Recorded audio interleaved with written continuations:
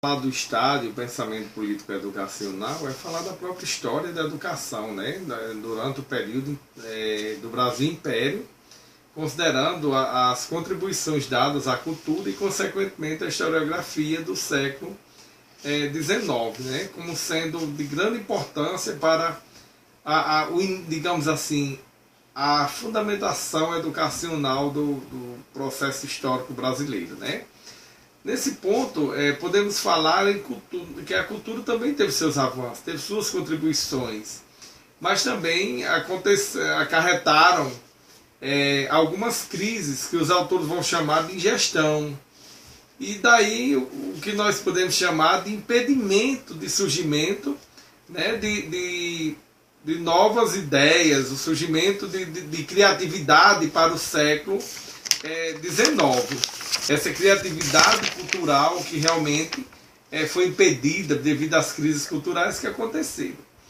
Mas as novas perspectivas surgem junto aos teóricos, que consequentemente começam a ser atribuída uma grande importância à história do pensamento pedagógico, que só torna-se observável com as produções dos intelectuais relacionando o século XIX e início do século XX. E daí começa a surgir respostas para as perguntas do que diz respeito à historiografia da educação. Nós podemos ver grandes contribuições que foram dadas pelos teóricos, né?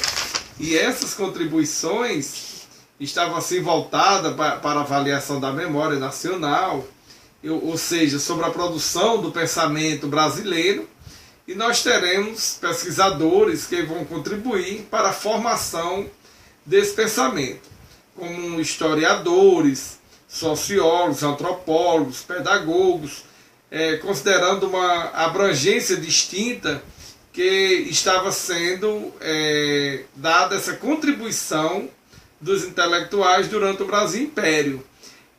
Esse multiprofissionalismo que ia contribuir para uma educação e educação de qualidade. E durante esse percurso educacional surge também alguns pensamentos puramente arcaicos.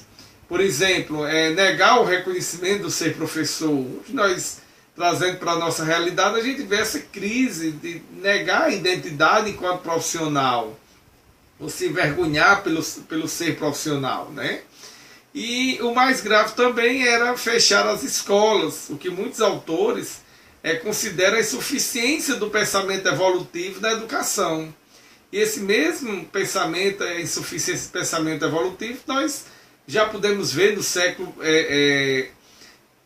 XXI, quando muitas das escolas elas começam a fechar, agregar esses alunos a outras escolas, distanciar realmente o acesso da criança à escola, apesar de toda uma política de inclusão, de participação na escola. Um outro processo também, enquanto isso, é Rui Barbosa, que ele começa a contribuir no processo educacional, quando ele vai buscar em outros países pensamentos, ideias favoráveis ao progresso da educação.